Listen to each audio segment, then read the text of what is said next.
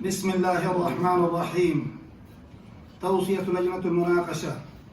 الحمد لله رب العالمين، والصلاة والسلام على أشرف الأنبياء والمرسلين نبينا محمد وعلى آله وصحبه أجمعين.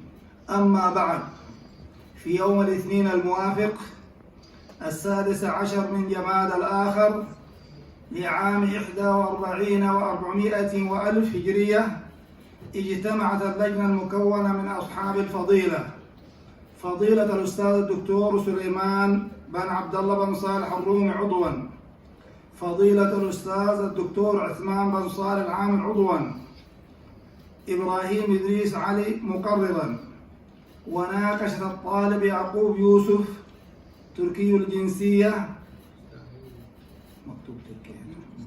تركي الجنسية من قسم الدعوة الثقافة الإسلامية بكلية الدعوة وأصول الدين في الرسالة المقدمة منه لنيل درجة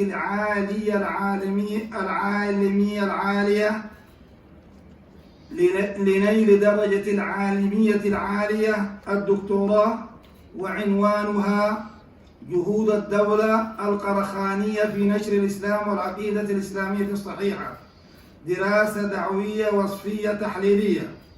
وقد استمرت المناقشة من الساعة 6 إلى الساعة 8:30، ثم خلت اللجنة بعد ذلك للمداولة، وأوصت بالآتي: قبول الرسالة ومنح درجة الدكتوراه بتقدير ممتاز مع مرتبة الشرف الثانية، واللجنة توصي بمنحه هذه الدرجة، توصيه بتقوى الله عز وجل وترجو له التوفيق والسداد. والسلام عليكم ورحمة الله تعالى وبركاته.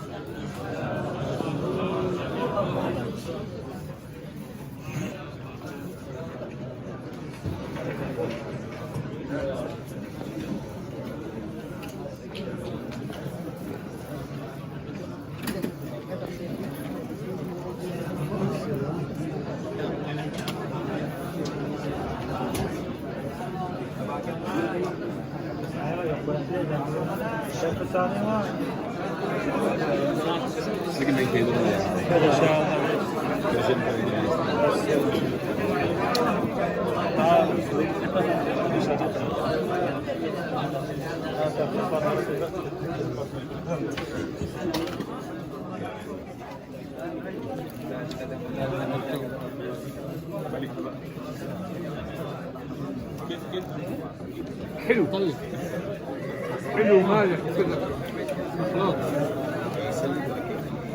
تصوروني ايوه